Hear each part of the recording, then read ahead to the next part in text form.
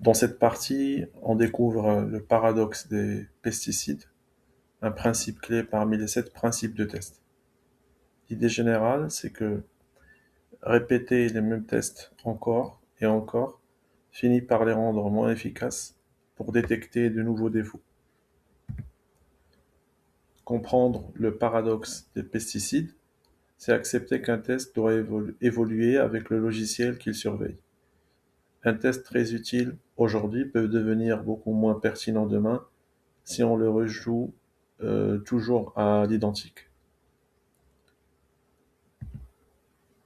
Ici, on réintroduit le thème central, le paradoxe des pesticides.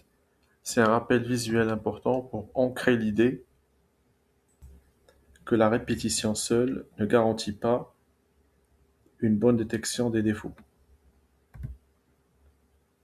Ici, ce qu'il faut comprendre, c'est que le problème ne vient pas du test lui-même, mais de son absence d'évolution. Quand on garde toujours les mêmes scénarios, on crée une routine qui laisse passer de nouveaux défauts. Pour l'examen, il faut retenir que la répétition des mêmes tests permet de trouver de moins en moins de nouveaux défauts. La bonne approche consiste donc à revoir les tests existants et à faire évoluer les données de test. Prenons un exemple simple avec un champ numérique limité à 999. Si on teste seulement 999 puis 1000, on couvre une partie du besoin, mais pas forcément les comportements plus extrêmes. C'est pour cela qu'il faut aussi varier les entrées tout en gardant l'intention du test.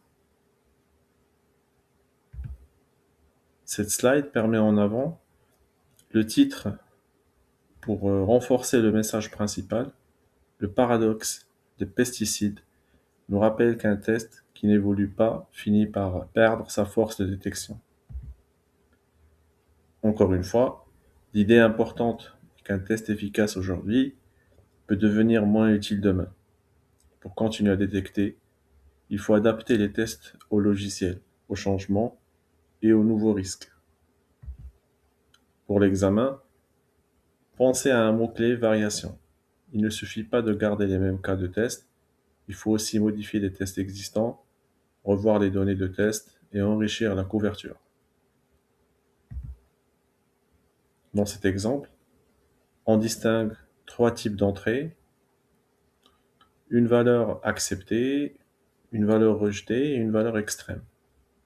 Cela montre bien que l'objectif n'est pas de répéter mécaniquement les mêmes données, mais de varier intelligemment les entrées pour conserver une vraie capacité de détection.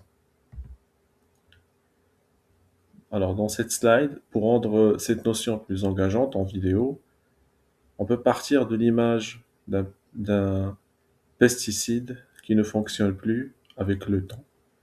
Ensuite, on fait le parallèle avec les cas de test rejoués en boucle qui donnent une impression de sécurité alors qu'ils ne détectent plus forcément les nouveaux défauts. Imaginons une équipe qui rejoue à chaque version les mêmes 20 tests de régression. Les tests passent, tout semble rassurant, mais un bug apparaît sur une valeur extrême jamais essayée. Cela montre bien que le problème n'est pas l'absence de tests, mais l'absence de renouvellement des tests.